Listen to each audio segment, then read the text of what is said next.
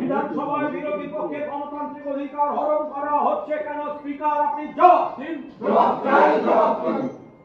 বন্দে মাতরম, বন্দে মাতরম। বিধানসভায় বিরোধী দলনেতার ঘর অবিলম্বে খুলে দিতে হবে, দিতে হবে, দিতে হবে। বিধানসভায় বিরোধী পক্ষের ঘর অবিলম্বে খুলে দিতে হবে, দিতে হবে, দিতে হবে। গণতন্ত্রের পীঠস্থান বিধানসভা, যে কক্ষের প্রধান লক্ষ্য গণতান্ত্রিক মূল্যবোধকে ঊর্ধ্বে তুলে ধরা, আজ সেই বিধানসভাতেই এক নজিরবিহীন অস্বস্তিকর পরিস্থিতির সাক্ষী থাকল গোটা রাজ্য। বিধানসভায় বিরোধী দলনেতার জন্য বরাদ্দ কক্ষ নিয়ে বর্তমানে তীব্র বিবাদ সৃষ্টি হয়েছে বিধানসভার অন্দরেই। নির্বাচনে বিপুল জয়ের পর রাজ্যের নতুন সরকার গঠন করেছে বিজেপি। রাজ্যের মুখ্যমন্ত্রী হয়েছেন শুভেন্দু অধিকারী। অন্যদিকে বিরোধী দলনেতা হিসেবে দায়িত্ব নিয়েছেন তৃণমূল কংগ্রেসের বর্ষীয়ান নেতা শোভনদেব চট্টোপাধ্যায়। তবে দায়িত্ব নেবার পর থেকেই শুরু হয়েছে নজিরবিহীন টানাপোড়েন। অভিযোগ, সমস্ত নিয়ম মেনে নথিপত্র জমা দেওয়ার সত্ত্বেও বিরোধী দলনেতার জন্য বিধানসভায় বরাদ্দকৃত কক্ষটি এখনও তাকে বুঝিয়ে দেওয়া হয়নি। দীর্ঘ সময় পেরিয়ে গেলেও সেই ঘরে তালা ঝুলছে, যা নিয়ে তীব্র ক্ষোভ দানা বেঁধেছে বিরোধী শিবিরে।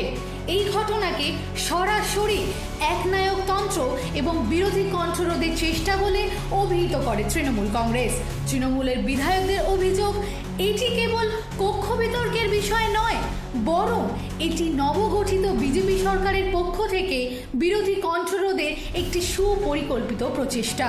শুধু তাই নয়, প্রাতিষ্ঠানিক রীতিনীতি লঙ্ঘনের অভিযোগে আজ বিধানসভা চত্বরে মেঝেতে বসে ধর্নায় সামিল হয়েছেন তৃণমূল বিধায়করা। তাদের সাফ বক্তব্য, এ শুধু ঘরের লড়াই নয়, এ লড়াই গণতন্ত্র রক্ষার। বিষয়টি নিয়ে ক্ষোভ প্রকাশ করেছেন বিমান বন্দ্যোপাধ্যায়ও। সাংবিধানিক পদে থাকা একজন বিরোধী দলনেতার প্রাপ্য মর্যাদা না পাওয়া এবং বিধানসভার ঐতিহ্যের এই অবমাননায় এবার প্রশ্ন উঠছে রাজ্যের নতুন শাসক দলের ভূমিকা নিয়ে। বিধানসভার অন্দরে এই কক্ষ বিতর্ক কেবলমাত্র একটি ঘর পাওয়ার লড়াই নয়, এটি বর্তমান শাসক দল বিজেপি এবং প্রধান বিরোধী দল তৃণমূলের মধ্যে চলা তীব্র রাজনৈতিক ও মতাদর্শগত লড়াইয়েরই প্রতিফলন।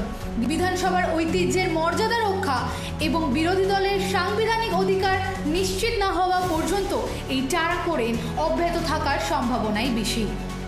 দেখুন, বিধানসভায় বিগত 3টে টার্ম আমি অধ্যক্ষ হিসেবে কাজ করে এসেছি এবং এই 3টে টার্মে বিরোধী দলের যারা নেতৃত্ব দিয়েছেন তাদের দল থেকে একটা চিঠি পাওয়ার পরিপ্রেক্ষিতে আমরা তাদের সমস্ত অধিকার দিয়েছি।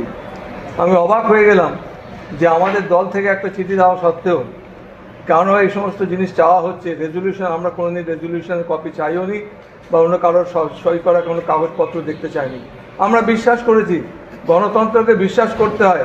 বিরোধী দল যদি একটা কিছু কাগজপত্র নিয়ে যায় এবং বিরোধী দলের পক্ষ থেকে তাদের দলীয় নেতৃত্ব যদি কোনো চিঠি দিয়ে পাঠান, তার একটা গুরুত্ব দিতে হয়, যেটা আমরা দিয়ে এসেছি।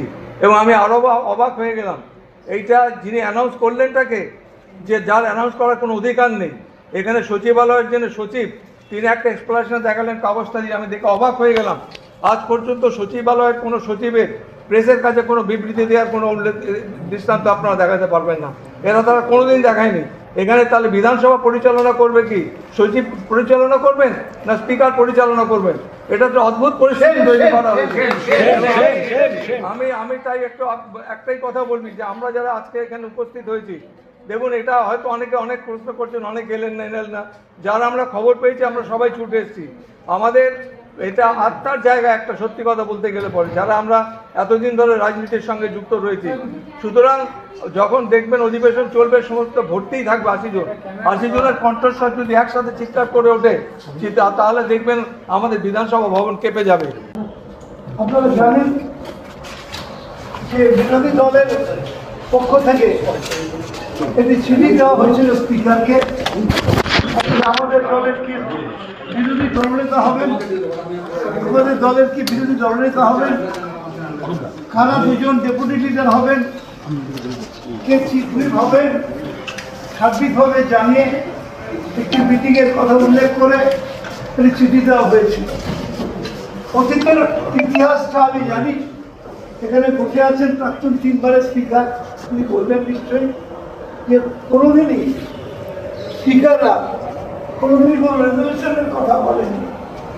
কোনো দলের পক্ষ থেকে যখন জানিয়ে দেওয়া হচ্ছে এই আমাদের এই লিডার হবে অমুক হবে সেইভাবেই কিন্তু অ্যালটমেন্ট হয়ে গেছে। আর আমাদের যে বই আছে রুলস যেটা আছে বই আছে আমাদের বিধানসভা পরিচালনার ক্ষেত্রে রুলস, সেই রুলসের বাইরে স্পিকারও নন, সেই রুলসের বাইরে আমিও নই, সেই রুলসের বাইরে আপনারা তো স্পিকারকে আজ আমি জানতে চেয়েছিলাম, কীভাবে জানতে চেয়েছিলাম তাকে তো পাচ্ছি না। আমাদের প্রিন্সিপাল সেক্রেটারিকে জানতে চেয়েছিলাম এইটা কোথায় লেখা আছে যে আমাদের যে রেজলিউশনে সেই খাতা লাগাতে হবে, ওটা তো আমাদের পলিটিক্যাল পার্টির প্রপার্টি। আমার যে রেজলিউশন বুকস আমার পলিটিক্যাল পার্টির প্রপার্টি, আমি সেই রেজলিউশন দেবো কেন বা সেই খাতা জমা দেবো কেন এদের কাছে? ঈশা দাসের রিপোর্ট, হেডলাইন্স কলকাতা। আনন্দ আর ভালোবাসার দীপ্তিতে গড়া সমুজ্জ্বল পরমা, ঠিক তোমারই মতো। শ্যাম সুন্দর কোম্পানি জুয়েলার্স, আগরতলা, উদয়পুর, ধর্মনগর, কলকাতা।